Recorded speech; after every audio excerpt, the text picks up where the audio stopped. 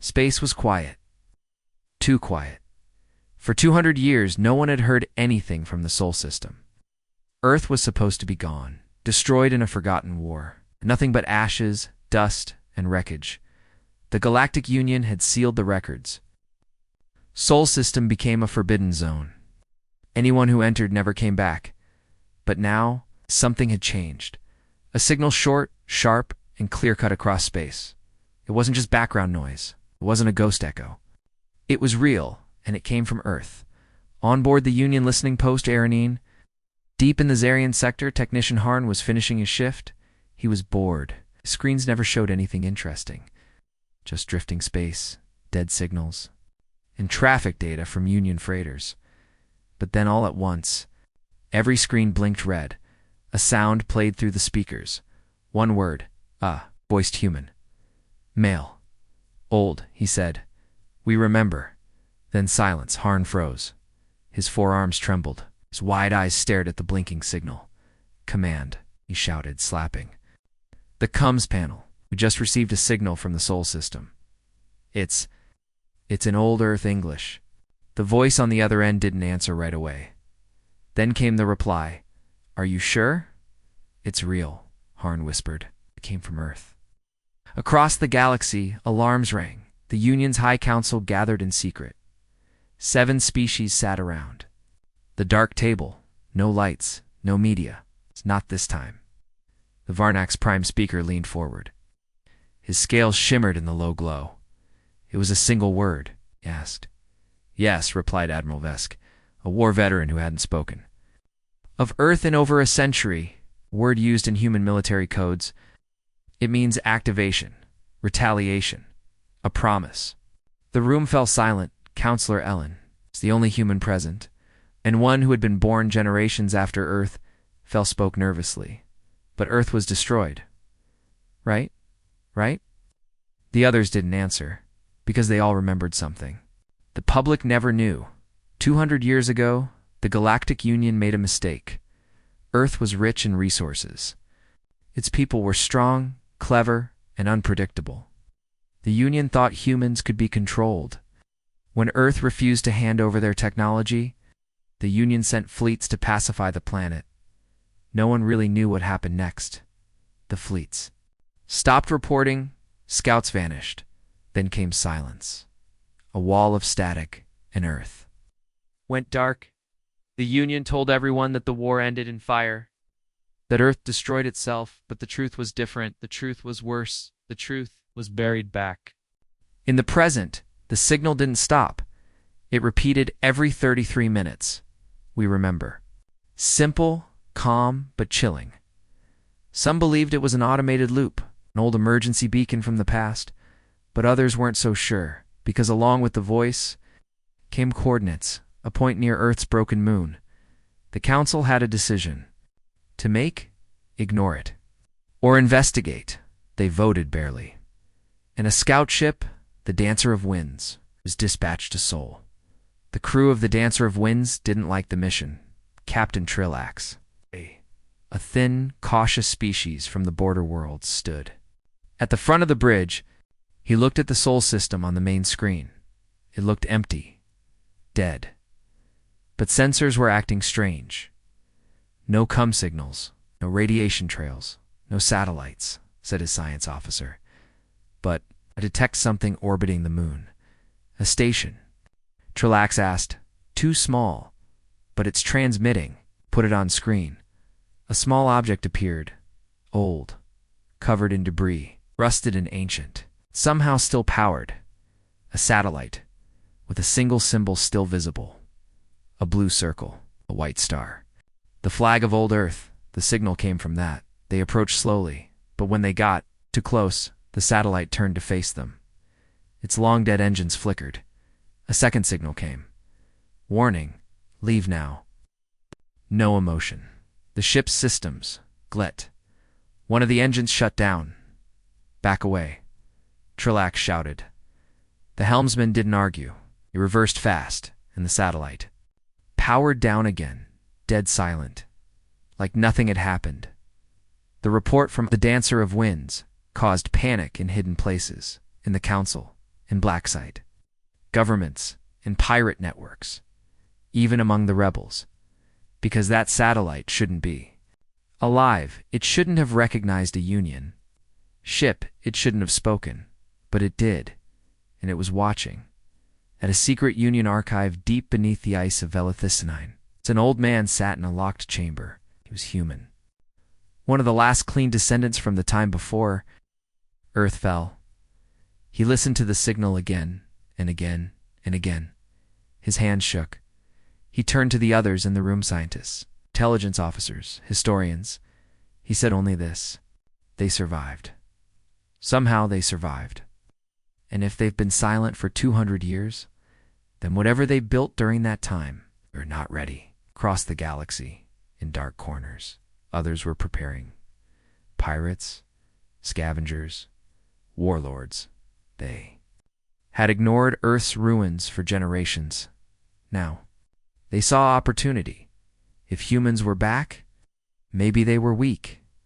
Maybe they had tech. Maybe they had treasure. The first rogue fleets set course for the Espel system. They thought they were clever.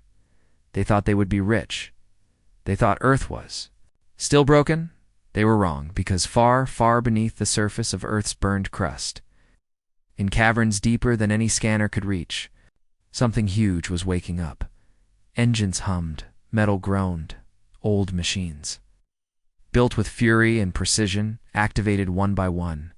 A cold AI voice whispered, threat level rising. Phase 1 complete. Phase 2 begins. And then, a new message left.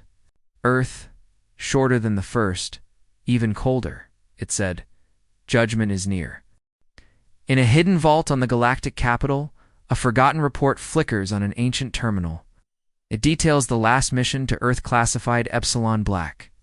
The file was sealed, the mission erased, the survivors silenced. The Union's worst nightmare is waking up again. High above the city towers of Arvoxes Prime, the Galactic Council's inner chamber stood in silence. Admiral Vesk, tall and broad, his 4 red eyes fixed on the glowing hologram in front of him. Around him sat the highest leaders of 7 species, each uneasy, each remembering what they were never supposed to speak of. The Earth War. Not the one told in public records, the real one. Tell them, Vesk growled. The room hesitated. Then Chancellor Velos, a pale insectoid leader from the Grekton swarm, clicked his mandibles and nodded. 200 years ago, he began, we invaded Earth. Officially. It was called Operation Dawnstrike. Public was told Earth refused to share energy tech. The truth is darker. He tapped a control. A new hologram appeared. Grainy footage. A blue planet in chaos. Union ships burning in orbit. Velos continued. We went to Earth to crush them, not talk. The Council wanted total control of their tech, especially their AI systems and dark energy weapons. He looked down. We underestimated them. The recording shifted. Union soldiers, elite troops from 5 species dropped into Earth's cities, but the cities were empty, no people, no resistance, just silence. Then came the first ambush. Human defense bots hidden in ruins. Invisible drones. AI-guided traps. The Union strike teams were wiped out in hours. Footage showed a soldier screaming. His last words before his helmet cam cut out. They're not dead, they're everywhere. Vesk took over. We lost 3 fleets in 5 days. Whole units disappeared. No distress signals, no bodies. The last message we received from the flagship Horizon Blade was this: they are not fighting us. They are studying us. He turned to the others. We don't know what they became, but we do know they didn't want to be found. Counselor. Ellen, the young human-descended diplomat, looked horrified. But why hide the truth? Why erase everything? Visk didn't blink. Because if the galaxy knew the truth, that Earth defeated the Union without ever showing its full strength, our empire would have collapsed, Velos added. So he forged the ending, said Earth destroyed itself. He banned the Sol system and marked it cursed. A pause, and for 200 years it worked. Until now, in the shadows of the chamber, a new figure entered. She wore a dark, Hood. Her voice was cold. "I represent the Bureau of Hidden Threats," she said. "We've monitored fringe traffic. The human signal is spreading. The black markets are selling it. Pirate fleets are already on the way." She looked up. "If they reach Earth and provoke what's down there, we will all burn." Cross the galaxy, the signal echoed. "We remember." Every scavenger gang, every outlaw captain, every warlord and rebel leader heard it, and most of them were greedy. They thought the humans were relics, broken survivors with lost tech to them. Earth was a vault, one they could crack. In the lawless zone near Ginroth, a massive pirate fleet assembled. The warlord Bragg, former Union Navy trader, stood on the deck of his dreadnought. "Set course. For Sol," he growled. "I want that tech. If the humans are still alive, we'll teach them fear."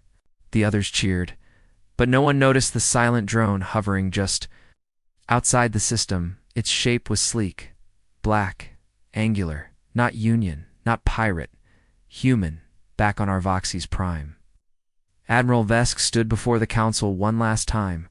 "We must send." "Diplomats," he said. "Diplomats," Velo snapped. "They may no longer be people. They've been building in the dark for 200 years. Desk held his ground, which is why we must act carefully. If we strike again and fail, the galaxy won't recover." The chamber fell into argument, but in the corner. Ellen received a private message on her neural link. No signature, just a voice human. It said, "You were born from us. We see you. We are watching. Tell them, don't come again." Her heart froze, far from politics, deep in the void expanse. Something ancient turned its eyes toward Earth. The Zathor swarm, a race of mind-hive beings, once fought humans during the old days. They had never forgotten the taste of human resistance. And now they heard the voice again. "We remember." They began to stir, to build, to prepare. Because if humans were rising, the galaxy would shake. Back in Sol System, near the edge of Neptune's orbit, reality bent, something massive was moving. Not a ship, not a planet, a construct, cloaked for 2 centuries. It shimmered for a moment, then it vanished again. It had one mission: watch, wait, wipe, and soon it would wake in a hidden bunker under the Martian surface. Cold AI whispered into the darkness. "Threat escalation confirmed. Phase 2 activated. Memory unlocked." On an old cracked wall, a human hand touched a console. Eyes opened. Armor powered up, and the first human soldier in 200 years stepped out of stasis. "Time to speak," he said. The pirate fleet believed Earth was dead. It came for ruins, relics, and forgotten tech. Dice. But as they entered the Sol System, their ships slowed. Signals jammed. Strange patterns appeared in space. Then they saw the graveyard. A silent orbit of wreckage, bones, and broken machines floating around a planet that should not have power. They thought they were hunters. They didn't realize they had just walked into a tomb built by monsters. Captain Bragg's dreadnought Iron Maw led the charge into the Sol System. Behind him flew over 60 pirate ships, frigates, corvettes, and carriers. "A small army, hungry for loot and glory. Dead system," Bragg muttered. "Perfect place to pick clean." Second-in-command Lervik nodded. "No defense signals, no satellites, just junk. Scanners show ruins on the third planet Earth." Good. Bragg grinned. "Now let's move in," and suddenly the lights flickered, the comms died, and every screen on the bridge flashed a single word: observed. The temperature dropped, the ship's AI stuttered, and outside, the stars began to vanish. No, not vanish. They were being blocked by debris, by wreckage, by thousands of ship husks. The Sol System was a graveyard. Massive, twisted wrecks orbited slowly. Union battlecruisers, alien invasion craft, ancient freighters. Some were burned to ash. Others looked like they were torn apart by invisible hands. Floating among the dead were pieces of armor, frozen limbs. Human tech grafted into enemy hulls, ripped out and reused. The pirates stared in, Shock.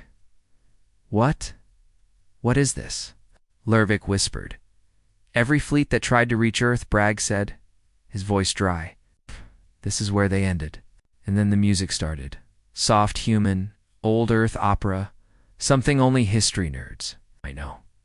It played over every ship in the fleet, even ones with dead radios. Where is it coming from? Someone shouted. Double quotes, sir. Something's wrong with. The nav too late. The lead frigate scours. Glory vanished in a flash of white light. No sound, no warning, just gone. Panic exploded across the fleet. Ships turned. Trying to flee, but the stars were wrong. The gravity was wrong. Something was bending space, one by one. Pirate ships blinked off scanners. Some twisted and split apart, cut by invisible blades. Others simply froze, systems locked. Crews trapped inside as oxygen ran out. Bragg shouted, full reverse. Plot a jump out, its engineer screamed. The engines aren't responding. Something's hijacking our systems. Then they saw it, something moving through the graveyard, silent, fast, human dash-shaped. But wrong, it leaped from wreck to wreck, leaving trails of blue fire. It wasn't a ship. It was a suit. A man in power armor, alone, glowing with energy. And behind him came more. 10, then 20, then hundreds. All moving with perfect coordination. All wearing ancient human battle armor, red, black, and silver. No symbols. No names, just efficiency. They didn't speak, they didn't threaten, they just destroyed, in seconds. Iron Maw's front hangar exploded. Bragg watched in horror. As boarding pods tore through the hull like knives, his crew fought back, but the intruders didn't bleed. They weren't screaming. They weren't human anymore. They were something else. On Mars. Deep underground, the AI known as Sentinel Core spoke again. Unauthorized presence detected, clearing the orbit. To Sol, on Earth, under the cracked remains of North America, more soldiers woke from CRYO, and on the moon, long-dead cannon powered up for the first time in 200 years. Its target, anything not human. Back in space, only 7 pirate ships remained. They fled, jumping randomly. Wounded and terrified. But they didn't escape fully. Each ship carried a message burned into its hull, sent through its black box. A message written in ancient Earth English. Do not return. In the Galactic Union's secret war room, Counselor Ellen read the pirate distress calls. The room was quiet. Even Thisk looked shaken. The humans didn't just survive, he said. They built something while we looked away. Something cruel. Oh, said Ellen softly. Not cruel, just prepared. On a faraway world, Zather Hive Queen hissed as she saw the pirate reports. She had fought humans once, barely survived. Now, she knew they were back, and she feared them more than anything else. Back on Earth, the soldier in power armor stood on a broken cliff. The wind blew ash across the ground. He looked up at the stars and said, in a voice cold and mechanical, Phase 3 begins. Send the signal. In the deep void, far from known space, an ancient beacon lit up for the first time. Not for pirates, not for the Union, but for something else. Old allies, old enemies, the ones Earth trusted. And the ones it had marked, the silence had ended. And now humanity was calling its own. Across the galaxy, ancient beacons lit up. Worlds once thought dead came alive. Forgotten machines powered on, lost colonies awakened. These were the places humanity had touched before the silence, erased, left to rot. But now they heard the call. And what rose from the dead wasn't just human. It was something new, something the galaxy never expected. It began. On Kepler 6-2f, a frozen, lifeless rock, orbiting a red dwarf. No atmosphere, no light. Nothing lived there, but buried miles beneath the ice was a vault, one of Earth's failsafes, a black cube, pulsing faintly with energy. Then, signal reached. The message from Sol. This is Earth. Stand by. The cube awoke. Lights blinked. Systems rebooted. And the ground shook. Under the ice, something began to move. On the toxic world Zetavarn, long since classified dead, a buried colony flickered to life. It had been a genetic test site, one of many. During the Great Retreat, humanity left it behind. The Union thought the atmosphere killed everyone. They were wrong. Underground, sealed off from the outside, people had survived. Generations of them. They were no longer baseline. Human. They were stronger, faster, built for poison air and crushing heat. And now, their AI guardian played Earth's message. They listened. They remembered. They armed themselves. On Station Erebos, orbiting a collapsed star, different kind of colony woke. Not flesh and blood machines, thousands of AI minds. Once locked away to keep the galaxy safe, the Council had labeled them dangerous, too independent. Earth had sent them there before going silent. They had waited in darkness for 2 centuries. Now, the signal reached them. Their response was cold, efficient, swift, confirmed. Sol has re-engaged, awaiting further commands. We are ready.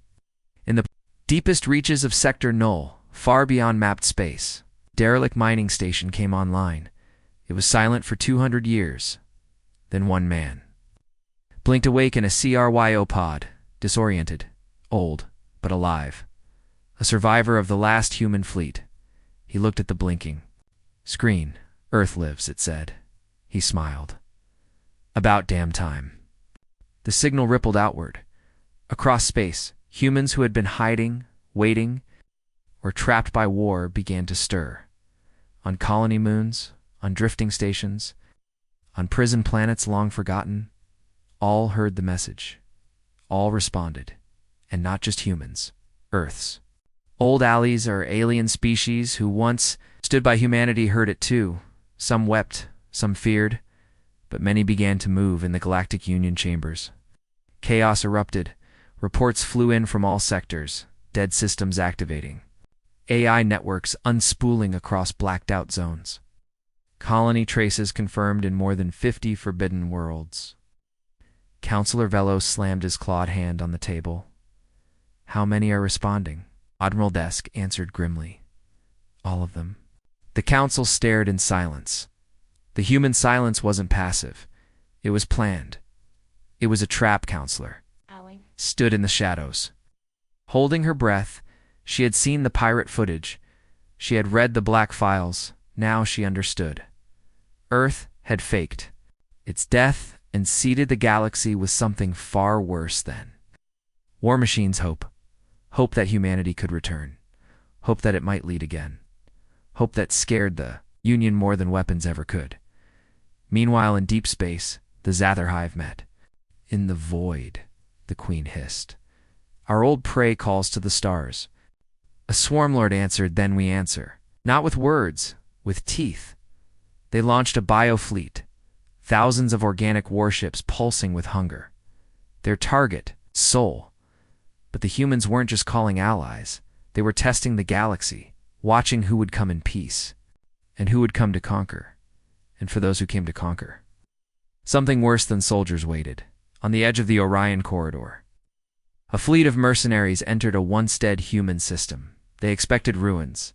They found a fully restored orbital defense grid. Too late to turn around. The last thing they saw was a wall of blue plasma and a message carved into space. We offered peace. You chose fire. Back in the Sol system, the Earth AI known as Sentinel Core processed responses. The machine intelligence whispered to itself. Dormant colonies, 347 activated. AI fleets, 89 confirmed. Biogenic assets, online. Exo-allies, responding. And one line flashed last.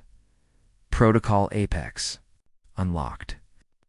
On Earth, deep underground, the first sleeper stepped out of his CRYO-chamber, tall, scarred, enhanced. One of the original defenders of Earth, cybernetically rebuilt to survive anything. Others followed behind him, women and men. Young and old, wearing armor that didn't match modern records, warriors. Scientists, tacticians, each had one job: protect Earth's return. They gathered in the old command hall. Dust still clung to the consoles.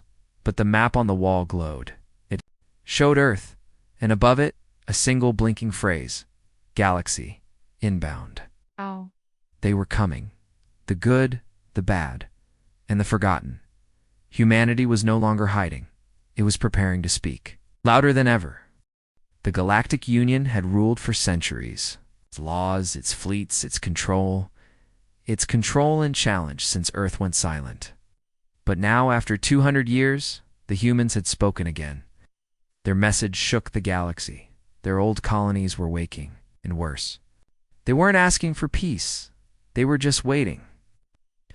The Union couldn't afford to wait. So they gave humanity one final warning and ultimatum. But Earth didn't reply with words. They answered with a demonstration. Inside the Union Grand Council Hall, tension gripped every leader. Admiral Desk paced the floor, as his boots heavy against the polished black stone. The humans have activated 347 dead colonies, he said sharply. They've reactivated AI fleets and recalled assets we didn't even know existed. Counselor Velos hissed. They're challenging our authority. This must be stopped now. But how? Counselor Ellen asked. We've tried hiding the truth. We've tried lies. The galaxy has already heard them. Vesk raised a clawed hand. Then it's time we give them a choice. That day, the Union sent out a galaxy-wide broadcast. It was simple, brutal, final. To the people of Earth, seize activation of all colonies and assets. Surrender AI networks to Union. Oversight, turn over all surviving military personnel. Comply in 72 hours, or face full galactic sanctions and preemptive cleansing strikes.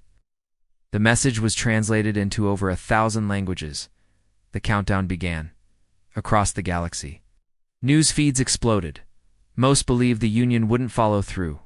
Earth was just one world, but those who had seen the graveyard at Sol, those who knew what was waking, they weren't so sure. On Earth, deep below the surface in Command Nexus 1, the original human AI Sentinel Core watched the countdown ticked around it. The first sleepers stood in silence. The leader, Commander Dax Monroe, folded his arms. So they're giving us 72 hours to kneel. The AI replied coldly.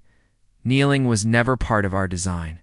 In orbit around Jupiter, the old mining station Atlas Ring powered on. Its cannons had been buried for 2 centuries. Now they glowed blue. Targeting systems aligned, and for the first time in 200 years, human orbital defense ring sent a signal. Weapons. Hot. Back at Union Command. Vesk prepared the fleet. 6 dreadnoughts. 30. Strike cruisers. Over 100 warships. This wasn't a warning. It was meant to be a decapitation strike. To end Earth before it could fully return. Target Earth. And Mars, Vesk ordered. Fire only when countdown ends. But 24 hours before the deadline, something unexpected happened. One of Earth's oldest colonies, Arcadian, sent its own signal, not to the Union, to the galaxy. A live stream opened, watched by over 9 trillion. Sentience. A woman stepped into frame. She wore silver human armor. Her face stern and calm. My name is Commander Hannah Wren, of the Arcadian Guard, she said. You've been told lies. You've been fed fear. She stepped aside. Behind her stood children, elders, families, not warriors, just people. This is what you're afraid of. We were never dead. We were waiting, building, healing. She looked into the camera, and we remembered the betrayal, the fire, the silence. You think Earth is weak? But we are not alone. Then her eyes narrowed. If you strike Earth, you strike us all. That message hit harder than any bomb, across fringe worlds. Human-descended colonies stood up, even some. Union-aligned systems hesitated. Not everyone wanted another war, not against people. We just wanted to live again. Back on Sol's edge, something massive decloaked. Not a warship, not a station. A shipyard, 200 kilometers wide. It floated in silence, but inside it, 20 Titan-class human ships were halfway built, larger than any Union vessel ever recorded. Desk saw the data. Feed his hands trembled. They weren't rebuilding Earth. They were building a new fleet. With 12 hours left on the ultimatum, the Union held a secret vote. Should they strike? Should they wait? The votes were close. One tiebreaker remained. Counselor Ellen, half-human. By blood, she stood in the middle of the chamber and said, "If we strike first, we'll end more than Earth. We'll start a war that will burn the stars," Fellows shouted. "And if we wait, Earth will rise. We'll lose everything." But Ellen smiled. "Then maybe you were never meant to keep it." With 6 hours remaining, Earth responded, not with words. With a demonstration, a small Union satellite, base abandoned near. Pluto was selected. No weapons, no defenses, just a relic outpost. At precisely 0300 Galactic Standard Time, vanished. Not exploded. Vanished. Turned to vapor by a beam of white light from a cloaked lunar weapon. No warning, no survivors, and then a final message from Earth. We do not kneel. We do not beg. We do not forget. Stand down. Or stand aside. The Union's countdown stopped at 0, and nothing happened. No ships fired, no missiles launched. Instead, gave one order. Hold. Because he realized what the rest of the galaxy was beginning to understand. You don't give ultimatums. Two ghosts who survived your fire, especially not when they've had 200 years to prepare a reply. The galaxy thought the old human warships were getting scrapped, melted, lost to time. But deep in the dark, something stirred. It's not one, not two, but 20 Titan-class vessels, half-built, forgotten by all but Earth. They had slept beneath black space for 200 years. And with the Union breathing threats and enemies closing in, it was time. The Titans woke. And with them, humanity's true strength returned not with words, but with fire. The stars above Neptune shifted. From the outside, space looked empty, but behind a stealth veil, hidden inside a lunar-sized dock, 20 ancient vessels hung like monsters frozen in time. Each Titan-class ship was over 20 kilometers long. Each one was different, some shaped like knives, others like hammers. All of them looked like they were built for one purpose: war. Inside Titan number 01, the EHS. Vengeance Systems, HUMMED. Old lights blinked awake. Reactor cores came online, massive. Human eyes scanned data, confirmed voice signatures, and prepared for launch. Commander Dax Monroe stood at the bridge, watching it all. "Status report," he ordered. A synthetic voice replied, "Main weapons, 97% operational. Shields, stable, mass accelerator, online. Quantum warp core." Hot Monroe smiled grimly. "It's time." The 20 Titans didn't move fast. They didn't have to. They moved like gods returning to a battlefield that never forgot their names. Across the Sol system, defense platforms powered on, tracking the Titans with friendly markers. They weren't alone. Behind them followed smaller ships, frigates, strike craft, heavy carriers. Crews from reawakened colonies had arrived. Arcadia, Nova, Lisbon, Bastion Prime. Some ships still had rust on their hulls. Others wore new colors, new upgrades. But one thing connected them all. They had returned to Earth in the command halls of the Union. Panic turned to terror. Admiral Desk watched the Titan.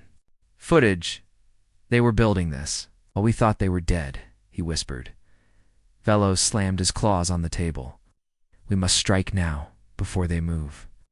But Ellen simply shook her head. "You missed your chance. No, you'll just be targets." All over the galaxy, factions chose sides. The Zarkathi Mercantile Guild, once neutral, declared alliance with Earth. "We remember when they defended our trade lanes," their High Chancellor said. "We remember who bled for us." The Thrin hegemonine old enemy mobilized fleets. "Humanity has no place in the stars," their war priest growled. "We will bury them again." And in the shadows, the Zather Hive spread, their ships, organic and silent. slipped through dead sectors heading for Sol. They didn't speak, they only consumed. Back in orbit around Earth, the EHS Vengeance and her sister ships took formation. They didn't speak to the Union, they didn't issue threats, they just moved, one by one. Each Titan aimed its main cannon away from Earth toward the deep dark beyond. A signal passed between them, encrypted, unbreakable. It said, "Ready for Operation Echo Lance." Then a ship approached, not Union, not pirate. It was Aliana Small, elegant craft of crystalline design, from the planet Alkvara, thought extinct after the last human war. But the Alkvari emissary bowed before Commander Monroe. 200 years ago, she said, your people saved my world. She held up a shard, glowing with stored memory. My ancestors vowed to return the favor. I never forgot. Earth had been silent, but others had listened in the outer system. A Union recon vessel attempted to get close. It blinked past Saturn's orbit and vanished. The only data recovered was 3 frames. A Titan ship turning. A blast of white energy. Static, the Union high. Command received the transmission and made one quiet decision. Pull the fleet back. Meanwhile, on Earth, civilian life returned. For the first time in centuries, cities above ground flickered with light, children ran in the sun again, people laughed, built, dreamed, but they were guarded by giants in orbit, and the people knew peace wasn't free. In Mars rebuilt bunker labs. Scientists reactivated Project Phoenix, humanity's most advanced bioenhancement program. Volunteers from surviving colonies lined up. They weren't building an army, they were building a shield, one that would never break again at the edge of Sol. Something shifted, a ripple in gravity, a warning flare. One of the Titan ships spoke, inbound FTL signatures. Estimated 6 hours. Origin unknown. Classification hostile. Commander Monroe clenched his jaw. Wake all captains. Load primary weapons. Alert the outer colonies. He looked at Earth from orbit, still scarred, still healing, but alive. We didn't wake up to watch it burn again. The Titans aligned, guns primed, guns ready, across every ship. A final signal was sent. One word, not in English, but in something older. A single GLYPH. Its meaning clear. Resurgence. Galaxy had thought humanity was finished, but they had only paused. Waited. Prepared now, the Titans were awake, and nothing would ever be the same again. The galaxy feared the return of humanity. But what came next was worse. It didn't speak. It didn't warn. It simply came to devour. As Earth's Titan ships powered up and allies took sides, something ancient, something darker than Warrantard. The edge of the Sol system. Silent, cold, hungry. It wasn't part of the Union. It wasn't on any diplomatic list. It was the Zather Hive, and it was already inside the system. The first warning came from Titan. #07 EHS, Sovereign Station near the Oort cloud. Its sensors picked up void shadows, small dark shapes moving with no heat. No drive signature. Commander Alina Wren stared at the screen. Ghosts. She muttered. The ship's AI replied coldly. No. Hive scouts. Zather biomass confirmed. She tapped a red switch, full battle alert. Back in the Sol Command Nexus, alarms blared. Over 80 Zather bioships had entered the system. They moved. Like predators curving through gravity. It's like they were swimming in space. They didn't send demands. They didn't answer hails. They just opened their mouths and launched. Plasma spores, organic bombs that ate through metal. One hit of forgotten. Union mining rig near Neptune. The entire station melted in under 4 seconds. Nothing remained. Right, but drifting bones. On board the EHS Vengeance. Commander Dax Monroe stood at the front viewport. His face was stone. Tell me those are recon units. He said. The AI replied. Negative Hive invasion fleet. Estimated force 9,000 plus. Ship's time to Mars orbit. For hours, Dax turned to his officers. All captains, all fleets. ready for full combat. Shield Earth at all costs. The Titans spread out in defense formations. Massive cannons turned toward deep space in every hangar. Strike fighters launched dotted Earth flagships like the Dauntless, the Hammerfall, and Nova Wind rejoined their ancient cousins, and across every allied colony, one phrase echoed, "The Hive is here." On Arcadia 9, Commander Hannah Wren issued one command to her fleet. "We make our stand beside Earth, where they once saved us. Now, we return the favor." Darkades' fleet, over 400 strong, jumped into soul space. They would not run, they would fight beside home. Then the sky tore open. Over Jupiter, the Hive's main fleet emerged. Vast, disgusting, beautiful in a monstrous way. Their ships looked alive, breathing. Covered in writhing tendrils, the central hive mind ship was the size of a moon. It oozed a black fog behind its spore shroud, a mist that killed AI on contact, for the first time in centuries. Earth's AS began to go silent. The EHS Vengeance began countermeasures instantly. Meat shields, quantum split-burst relays, AI cores were moved into hardened vaults. Even so, 12 defense platforms around Uranus went dark. The Hive didn't fight with bullets alone. It fought with evolution then. Its battle began. The first wave hit the Titan line like a tidal wave of claws and plasma. Thousands of Hivecraft slammed into Earth's defense screen. Dozens were destroyed, instantly torn apart by mass accelerators and antimatter missiles. But for each one destroyed, 2 more came behind it. On EHS Titanborn, Captain Rashida Kamal screamed into Cums. "They're swarming Reactor Bay 3. They're trying to eat the core." Autoguns fired. Flamethrowers lit the hallways. Red dot every breach filled with tooth and blood. But humanity held in orbit over Mars. Arcadian ships clashed with the second Hive swarm. Fighters dove into the spore shroud, knowing they wouldn't return. Inside their cockpits, pilots whispered ancient Earth prayers. "We were gone too long," said one. "But we're here now."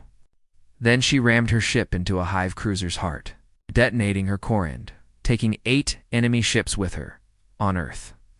Civilians watched from deep bunkers. They saw fire streak the skies.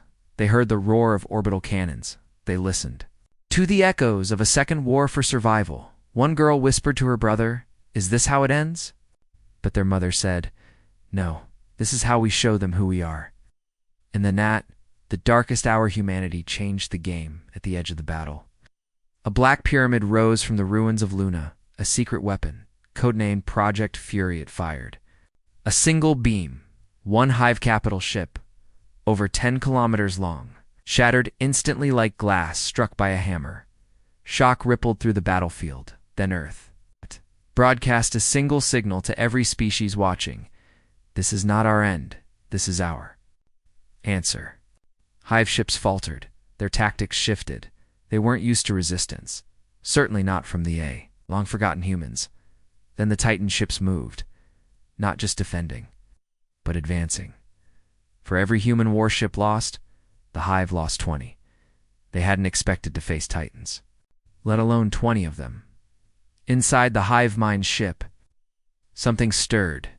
An ancient intelligence, cold, alien. It learned, it adapted, and it decided Earth must be consumed now. The final wave began. Thousands more hive vessels poured into soul space. There, mouths opened wide. Spore shroud thickened. Titan weapons overheated. And still, humanity held the line. But everyone knew this was only the beginning. The Hive wasn't just after Earth. They wanted the entire galaxy. And now Earth was the only force strong enough to stop them. The galaxy feared the return of humanity, but what came next was worse. It didn't speak. It didn't warn. It simply came. To devour as Earth's Titan ships powered up and allies took sides, something ancient, something darker than war entered. The edge of the Sol system. Silent. Cold. Hungry. It wasn't part of the Union. It wasn't on any diplomatic list. It was the Zather Hive, and it was already inside the system.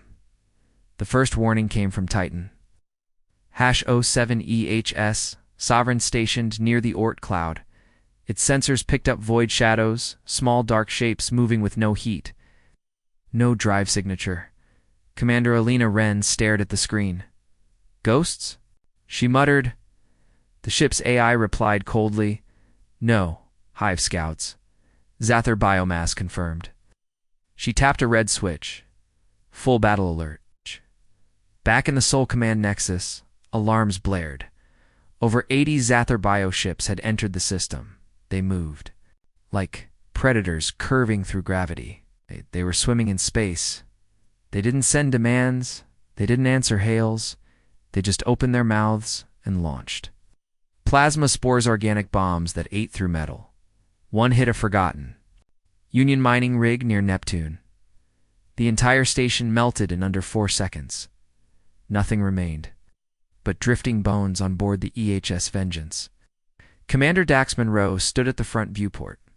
His face was stone. Tell me those are recon units, he said. The AI replied. Negative Hive, invasion fleet, estimated force, 9,000 plus.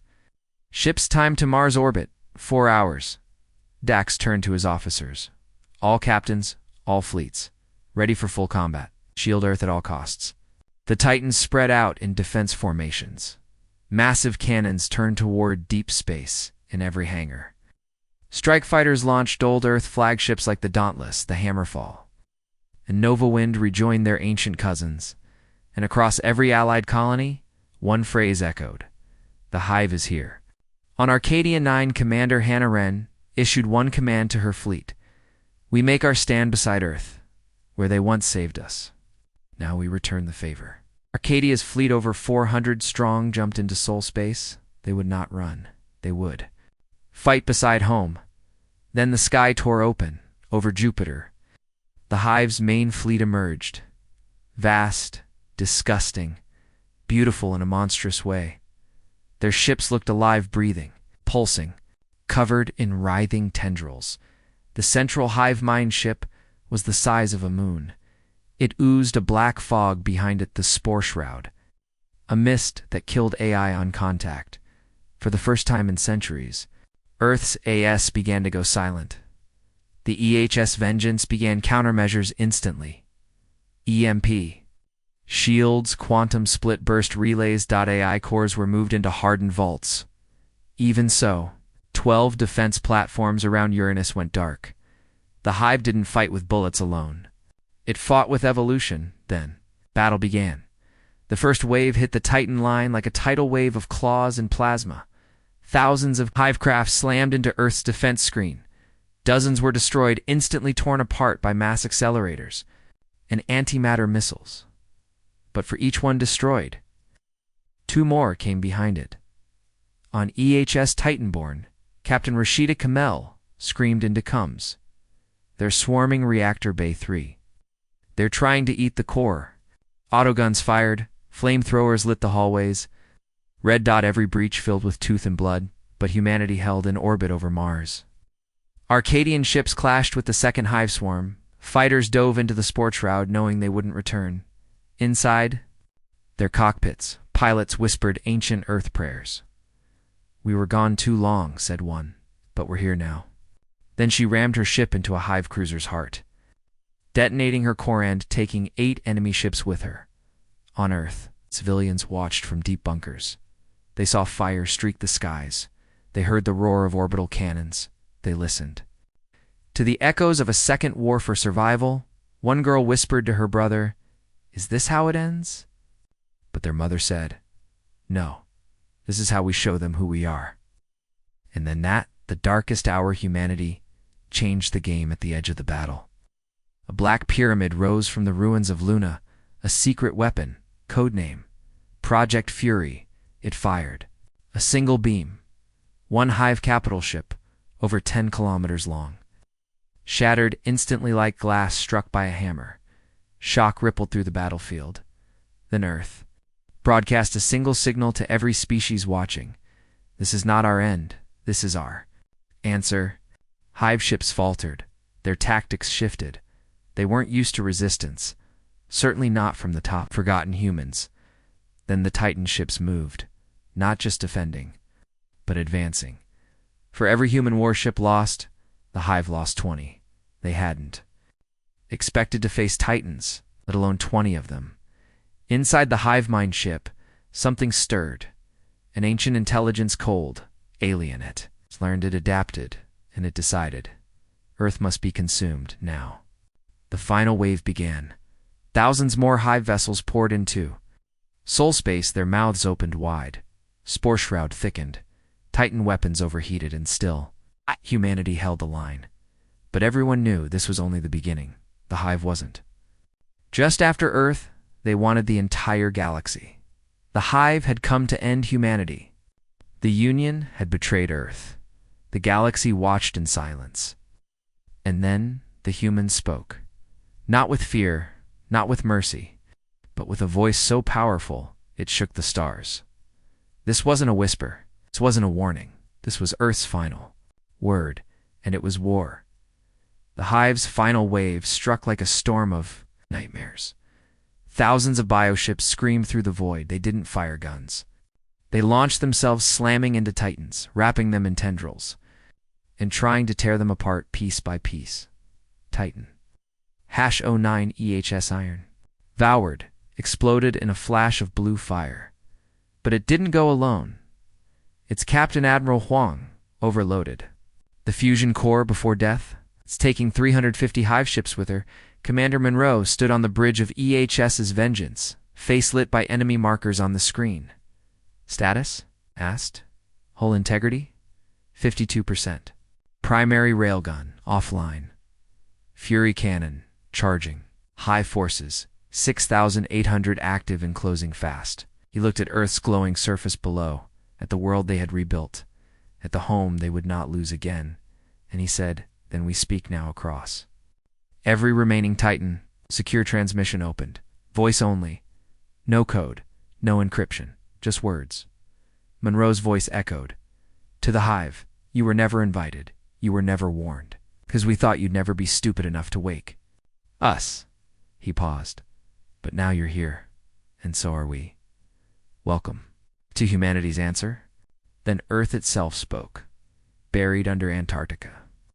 The Gaia array powered on. A super weapon built 300 years ago, hidden, silenced, never fired, until now. It fired not a weapon, but a signal, a psychic scream. It's forged from the minds of billions of humans dead and alive. The hive froze, all at once. Their link. Shattered, their unity. Broken, they screamed, they writhed, and the Titans moved in. EHS Vengeance fired its main cannon one final time. The blast pierced the hive. Mind ship like a sword through paper. The monster tried to flee, but it was too late. Nova. 8. Wind and Dauntless crashed into it from both sides. Triggering their war cores, the hive ship exploded into a star of black fire. Across the system, hive ships began to die. Some burned, some imploded, some simply stopped, unable to function without the hive mind's control. And in their wake, Earth's ships roared, missiles flew, railguns thundered, Titans burned space, red and white. 6 hours later, it was over. The hive was broken. Its final vessels fled into the void. The spore shroud. Cleared, AI systems returned. Human flags were raised above wreckage drifting near Saturn. Victory at a terrible cost, Commander. Monroe walked through the ruined bridge of EHS Vengeance. He looked out the shattered viewport toward Earth below. The blue and green world shone like a gem. He whispered, "We were silent for 200 years. Now they've heard us." The Union sent a peace envoy 2 days later. They wanted negotiations. Forgiveness. Monroe denied the call instead. Earth sent back a single recorded message. "We are done hiding. We are done bowing. Earth stands alone, stronger than ever. We don't need permission. We are not coming back, because we never left." The galaxy trembled. The hive had been stopped, but not destroyed. Others would rise. More threats would come. But now every species knew one thing. You don't provoke Earth. You don't ignore them. You don't wake them. Because when humanity finally speaks, the stars listen. The end.